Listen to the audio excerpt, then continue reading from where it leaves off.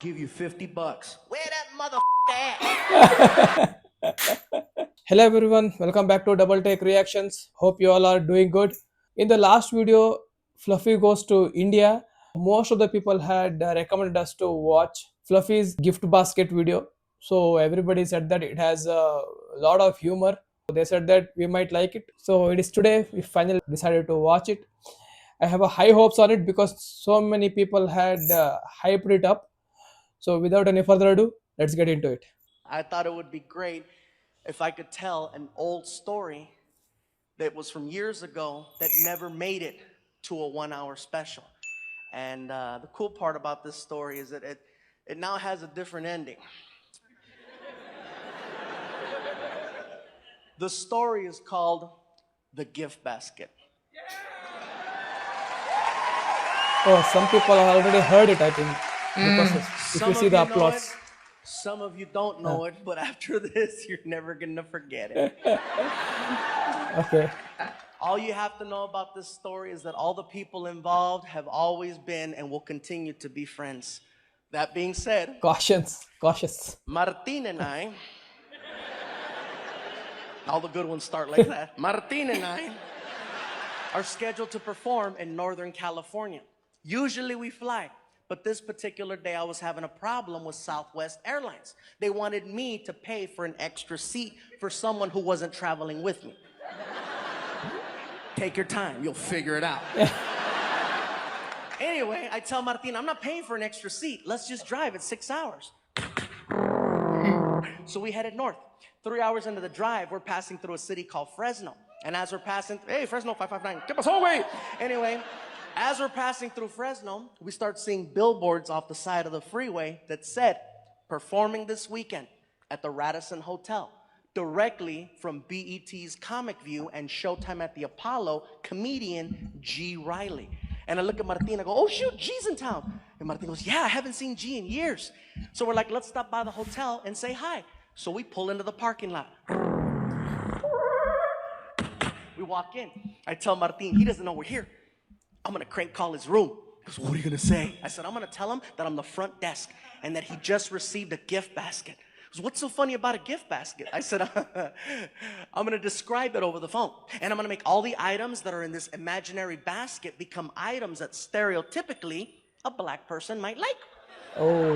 You're crazy. I said, I'll tell you what, we got 2 hours to kill. How about this? How about we go to the supermarket and we make an actual racist gift basket and we'll have it delivered and we'll wait outside to see what happens. I said, are you down?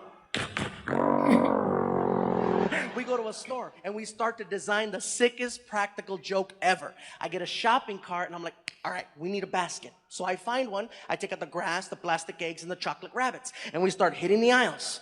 First item I grab is a fried chicken about that big, okay?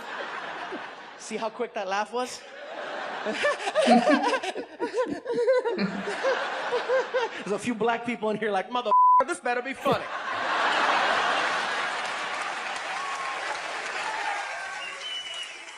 It's hysterical. Let me just finish the story and then you could judge me in the parking lot. So anyway, then Martin hands me a miniature watermelon and I put it next to the fried chicken. Here's where it gets interesting. Employees of the store find out what we're doing and they start volunteering to help us finish the basket. Half of the employees were black, which made it so much more accurate. Aisle after aisle. One guy was stocking a shelf. He was an older white guy, and we're like, sir, can you help us? What do you need? My buddy Martin and I are trying to make this messed up racist gift basket for our black friend as a practical joke. Can you think of something we can put in there? Without even blinking an eye, the guy was like, you gotta have Kool-Aid. It actually At the cultural end of the things. aisle on the right, malt liquors and XL over in the back of the store in the freezer section. It's on sale 2 for 1. By the time we get to the register, all these different employees plus us came up with the basket that had fried chicken, watermelon, Kool-Aid, grape soda, barbecue potato chips, sunflower seeds, an Ebony magazine, a Chris Rock DVD called Bigger and Blacker, Magnum condoms, Newport cigarettes, a rack of ribs, the recipe for cornbread. It was getting bigger and bigger and bigger and bigger. Icing on the cake, we find a greeting card that's on clearance from Halloween, and it has a picture of 3 ghosts on the cover wearing sheets. Ending with the Family I tear Guy. off the half that says Happy Halloween, and on the back of the card, I write, Welcome to Fresno. Love, the Chamber of Commerce. And we stick it to the basket. We made it all nice and pretty, and we haul ass to the hotel. We pull up. We walk in. The basket is hot as hell, so I'm racing in. I get inside and I put it on the counter as fast as I can, bro. It's too perfect. There's a black girl behind the front desk. Oh. As soon as I put the basket down, I hear...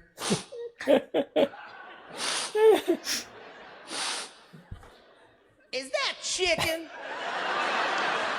Ooh, let me see. Hold on. What is it? Let me explain. My name is Gabriel. This is Martin. We're a couple of comedians, and we're about to play a really crazy practical joke on a friend of ours who's staying here tonight by the name of Reilly, who's also a comedian. Oh, the one that's on the signs on the freeway. Yeah, the one that's on the signs on the freeway. So as a practical joke, we went to the store and we made this messed up racist gift basket. That's why you can smell fried chicken. And she was like, what?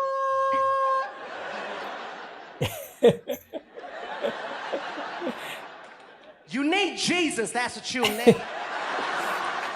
Kiki, girl, you better hang up that phone. You ain't gonna believe what I'm looking at over here, girl.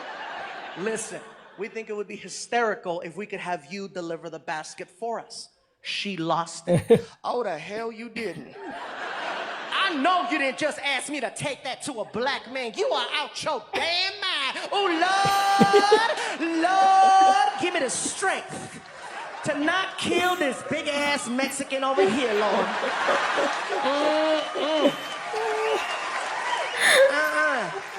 Okay, look here, Nacho Libre. I don't care who you are. I am not doing it. Hell no. I'll give you $50. Where that motherfucker at?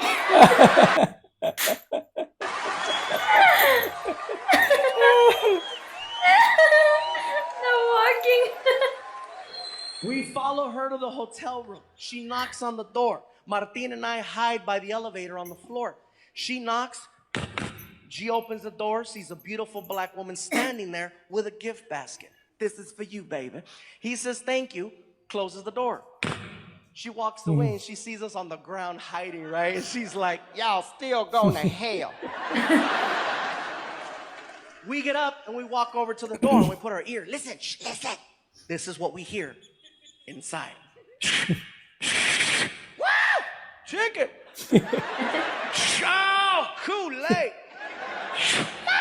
He's getting excited over every single item he's pulling out of the basket. He gets to the greeting card. Welcome to Fresno. Love, the Chamber of Commerce. Hell yeah. Then we feel him flipping the card over because his voice changed. He's like, oh yeah, man, this is, what the Outside the door, we heard, racist bastard. When we heard racist bastards, we lost it. Housekeeping is freaking out. ¿Qué está pasando allá? ¿Qué andan haciendo ustedes? Muchacho, ¿qué está pasando, gordito? ¿Qué andas haciendo? We're laughing, we're crying, we got boogers coming out. We can't take it anymore. We knock on the door. He yells, who is it? Too easy. Chamber of Commerce. He rushes the door. I put my finger on the peephole so he can't see who it is, right? The knob starts to jiggle, then the door explodes open, and he's like, what? And he sees us, and he's like, ah! What's up, G? Man, y'all give a brother a heart attack. Did you like your basket? Man, that was messed up. Did you like it? Man, I love all that shit.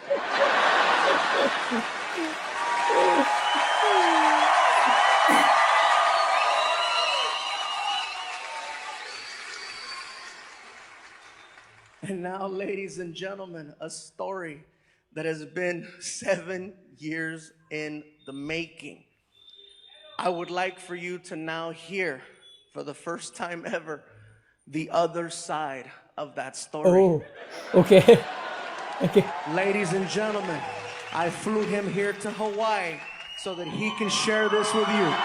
Give it up from Oh, my okay. friend, Mr. G. He's here. He's here.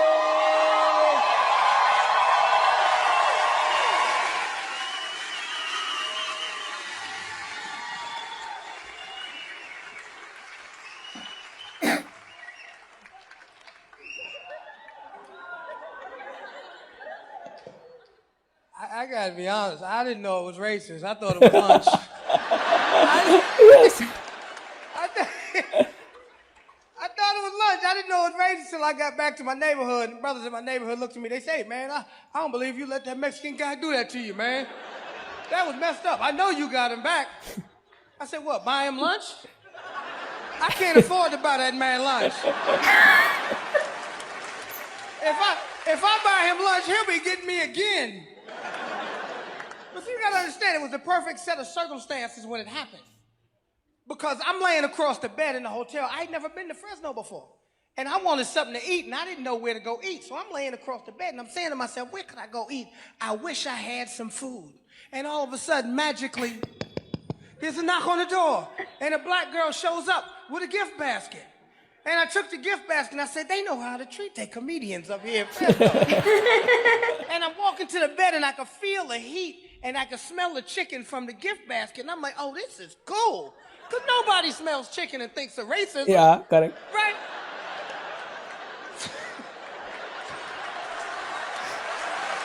But fried chicken and watermelon, that is not right. Right, so I see the watermelon. I'm like, oh, this is cool. They know how to treat a comedian up in here.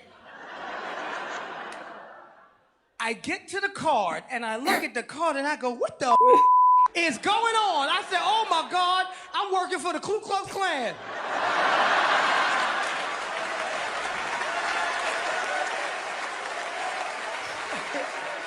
And I really started to panic because in my head, I'm saying to myself, is this for real? Because there were billboards all over the city with my picture. And I started thinking they were trying to scare me out of town. So now I don't know what to do, right? And I start trying to call a promoter, and the promoter's not answering the phone, and it's festering in my head, and I'm nervous, and I'm pacing in the room, and all of a sudden there's a knock on the door, right? And I go, oh my God, they come to get me. So I ease over to the door, right? And I look through the peephole, right? And all I see is a brown dot, right? And I go, I hear somebody out there because I hear the breathing, right? I hear. But this was about 60 pounds ago, right? So I go to look down up under the door, right? But I said, oh my God, it got to be about 5 or 6 of them out there. Oh my God.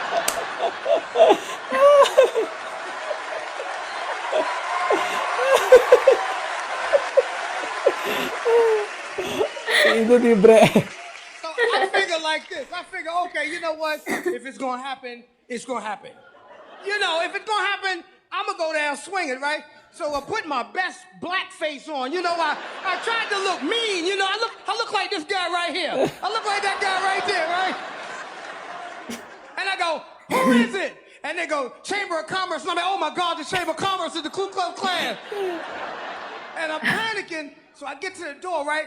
And I pull the door open, and when the door opens up, these guys are falling all over the hall, laughing at me. They're rolling all into the cleaning lady's car. The cleaning lady didn't know what was going on, right? She's scared to death because she sees a black dude with no shirt like this, so she grabs the lemon pledge like it's pepper spray, right? She's ready to get...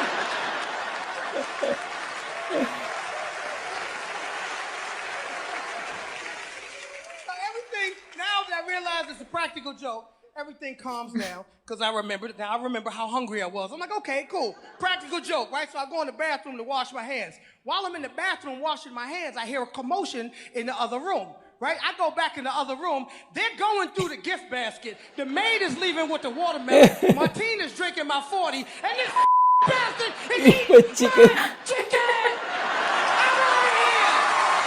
out of here. It was a fun story, the practical joke, racist gift basket. And of course, I knew, see, the friendship is so strong between these two. And you can see it in the gift basket, how he went through collecting, collecting all the gifts, whatever he wanted to give to make it as racist as possible. There is a true friendship between them. You can see that we also do that with our friends. If we have a friend, we have known each other for a long time and have a strong friendship, then we all always do those kind of things. And some of the jokes or some of the punchlines or puns might not hit us as hard it should to the other people, because we have never experienced those kind of, I mean, those kind of things here in India. Or what I'm about to say is the cultural difference. The culture in USA, that too, in there, the cultural difference between the black people and the white people is completely different. So in the US, the white people might react to completely different to these kind of jokes compared to a black person, because black person knows in and out about that culture, that racism thing, that fried chicken, watermelon, and Kool-Aid. So if you are born and brought up in USA and faced it, and you will understand all the references or puns. And also it will be difficult to get all the puns or punchlines, even though you are an American or a white person, because it is that different. So for Indians it is always little bit far, so it is very difficult to understand the cultural reference things. But yeah, it was fun. And I knew little bit about those cultures or those two things, only a little bit surface level. That's why I could get some of the jokes. So how about you? It was nice actually. Yeah, because of that cultural difference, I also didn't feel that a hype that got in the comment section, because we are not used to it, right? Apart from that, while hearing it from the other POV, G Riley. it's clearly different. These guys are Different. going through some comedy and prank, but from that side, it's blasting That's why him. he was under so much of panic and stress, because he really thought that they are He those was kind of ready people to who are fight. coming to He attack him. knows I'm going down. I'm taking at least one of them with me. If you see, it actually really happened in the past. Actually, Chamber of Commerce, you said, right? It Uh, actually happened in the past. Someone explained us in the Family Guy video also, where Jerome comes to Peter's home, and Peter comes with the white ghost dress at the fire ghost. Ooh, are you scared yet? Because at that time those people dress up like that and terrorize black people. oh. That's the Chamber of Commerce, I think. Correct me if I'm wrong. Somebody explained it in the comment section last time, so that I could get this reference now. Okay. So it is real actually. It happened in the past. That's why he was panicking. Oh my god, that's horrible and funny at the same time. Oh no. Let us not touch that Not funny topic. for not funny for him actually, but Him, for and funny for Gabriel. oh my god. Iglesias. Mm. The thought of Okay, na. Ah. making a prank using racism is a different level of The- horror. The I see. The audacity. thing is, that's what I'm saying. They are so close to each other. I think they have a strong friendship. That's why he was able to thought something like that. Otherwise, he Yeah. would have gifted him Yeah. something else or a watch or something. Because of their friendship is that strong, they are known each other for a long time. That's why he was able to pull that kind of a prank. Okay, crazy. Uh, Crazy. Okay, guys, this was our reaction. If you liked our reaction, please subscribe to the channel. So until the next video, bye bye. Take bye care, bye. everyone.